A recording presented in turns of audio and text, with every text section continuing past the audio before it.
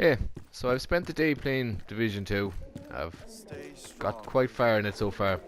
I'm just going to quick make a video to share some things that might help you get started if it's quite overwhelming at the start. There's a lot of little mechanics to know, lots of things to kind of figure out on the gameplay side of things. So I'm just going to make a quick video that goes over some of the basic beginner steps for getting used to Division 2. So the first thing I think is most important, it would be the group and matchmaking. This game is not that much fun to play alone, and it's actually quite hard to play alone. There's way too many enemies, it's easier to get overwhelmed. So once you get past a certain part of the story, you'll be able to start the matchmaking. Now it might seem at first that you have to go to a settlement to do matchmaking, but you don't. If you press pause or the options button and go into social, and on your name press X, and you can go down to find a group, and this will let you join the matchmaking from anywhere. You don't have to. You can be out in the wilderness, out in a mission. You should always be able to jump into the matchmaking, and by pressing X now, that will immediately allow you to join into someone's game. The biggest problem I found with it though is you'll get joined into missions maybe that are really far back, and you'll end up having to do the same mission over and over again.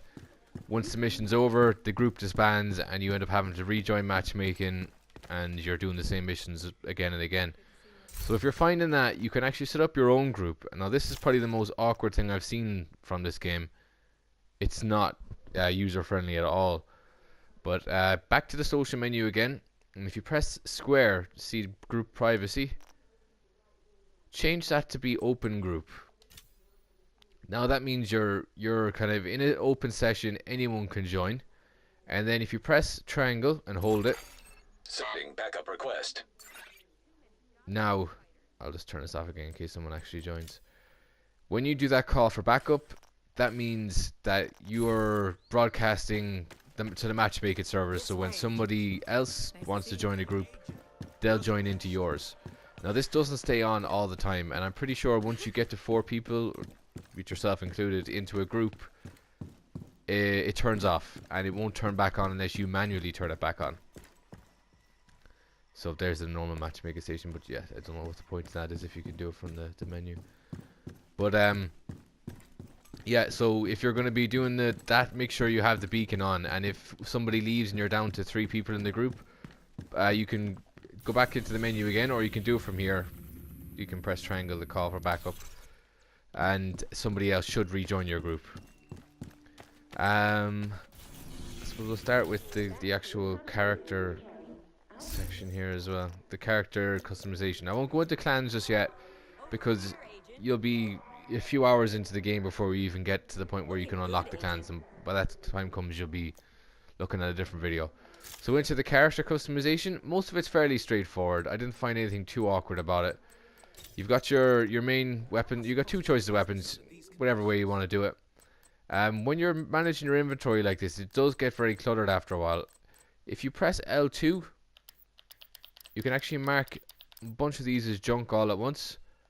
And then if you hold down R3, the right analog stick, you'll be able to trash everything all at once.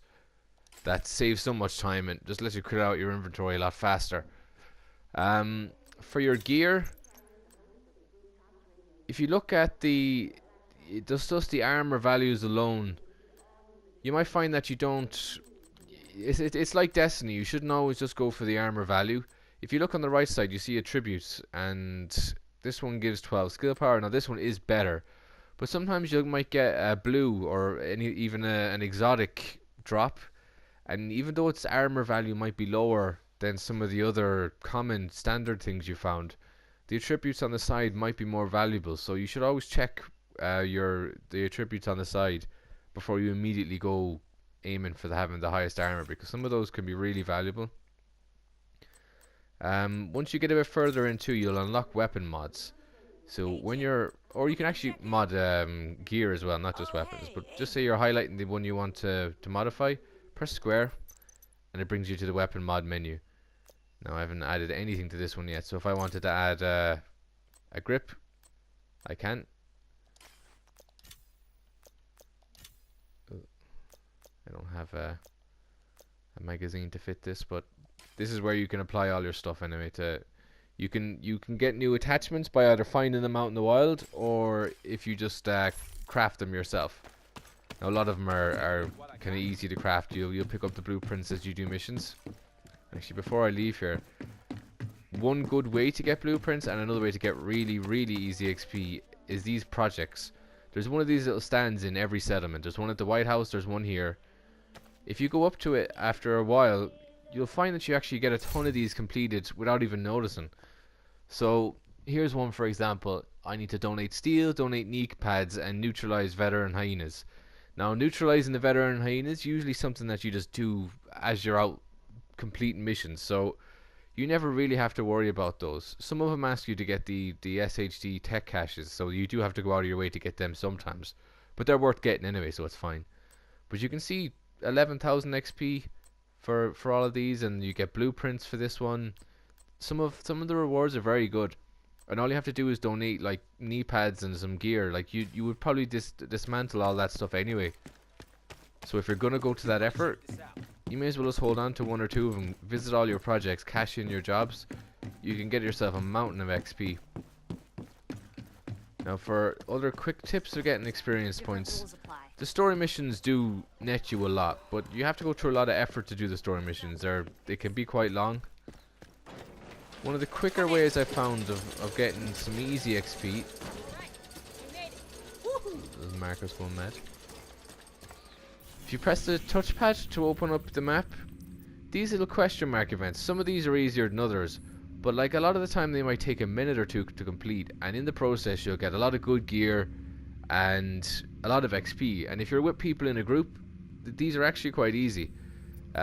These events too, the propaganda broadcast, the fallen, all of these sort of kind of random events, they do give a lot of good XP and a lot of rewards, and in most cases they're very easy. And in the process of doing them, you'll usually complete your projects. So it's sort of a win-win. If you go to the menu here and check your progression, you can keep track of all your current active missions. Now you might want to tear through these as quick as possible. You can see the rewards here, 20,000, 50,000. Now they're getting up higher levels than I actually am. But 20,000 for a mission around my level. That's not that much when you consider the fact that it's nearly 10,000 just for doing some of those projects, and combine that with, you know, running around doing the other missions in the area. It's definitely worth your while to go off and pursue that, and it helps you level up, and in some cases you'll be over leveled then for these missions, making them a lot easier, because some of them can be tough as well. To track these, they're not that easy to do either, so pressing X or whatever, you don't actually make that your active mission. It just shows up on your map. To make it your active mission, you have to touch the touchpad, and whichever mission you want on the map, press X, and now it re-maps that GPS. It's gone the other way now. That's how you'll find it. Now if you're the group leader, when you do that, everybody else in the team will see it too. Now, I don't think it happens if you're not group leader, so but it is your benefit if you want to go off and do your own thing. But if you are a group leader at any stage, you should always try and do this, because it'll help other people know where you're going. The safe houses are also always good to collect. It gives you a fast travel point. So if I want to go down here, you say it's a long walk. If I hover over one of the safe zones, like the safe house or settlement, press square or hold square, and you'll fast travel there. It saves you a lot of traveling through the streets. That takes away the risk of getting killed. Fast travel as much as you can, unless you enjoy the search, because you often can come across the random events, and if you're in a good party with friends, maybe you want to walk and hit those things, but hold it down to do the fast travel, and that will help you a lot. For the basic controls, press triangle to switch your weapons, and if you double tap triangle, you'll equip your pistol.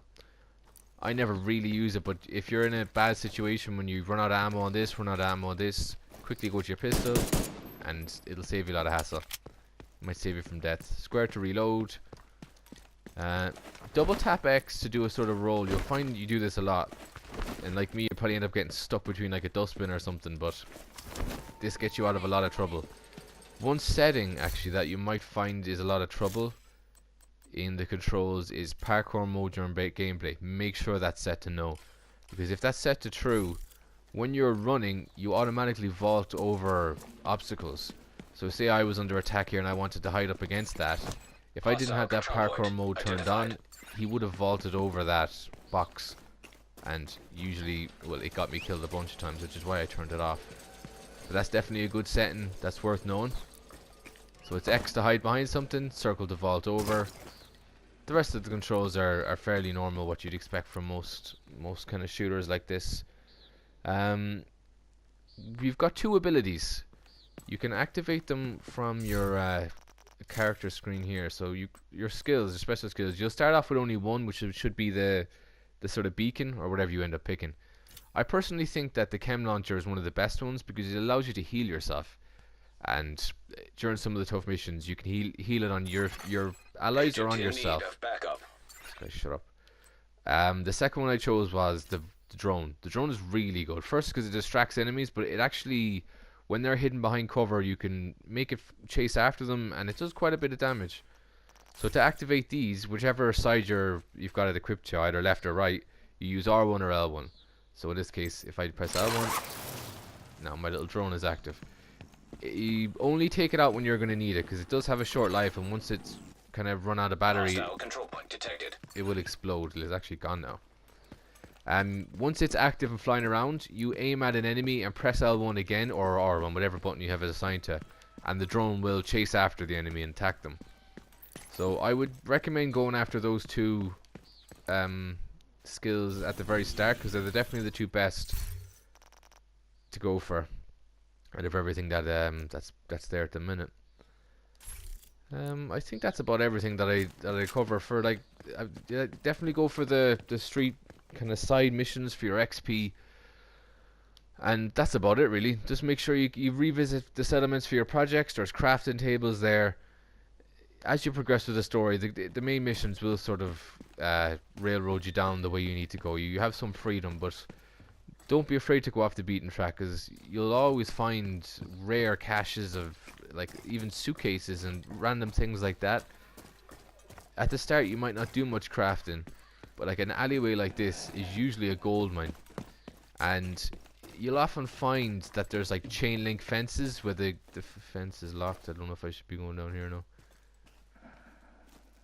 You'll see a fence like this one up ahead. I think this might even be a good example of it. Electronic device detected. Yeah. So they seem locked, but that yellow padlock, if you shoot it, you can actually then open up the gate. And you'll find this quite a lot. Now sometimes it won't be as easy as that. Or if they've gotten a really good piece of loot. They won't always be as easy to access as that. Like sometimes they might be in a safe room and you have to kind of shoot through a piece of glass to get to the lock. But usually that's how you'll open them up. In other cases there'll be doors like that where there'll be sort of a yellow power box nearby on the wall. And if you shoot that yellow power box, the door will swing open, and that will do the same thing if they have electronic locks instead of the manual ones. So when you're in the dungeons and the raids and everything like that, always keep an eye out for those things, because I'm pretty sure now that was a fairly decent backpack I just picked up, or a piece of armor. Yeah, and it's considered better than the one I have. Just right outside the settlement too. It was no exploration needed, so check those out if you can. Don't let them go by. I'll make another video after this with some more advanced tactics for the combat and how to progress and what you do with your stuff as you go on further. There was so many mechanics, things to get used to. So at least this video has covered most of the basic steps that you'll need to know if you're just starting to play Division 2.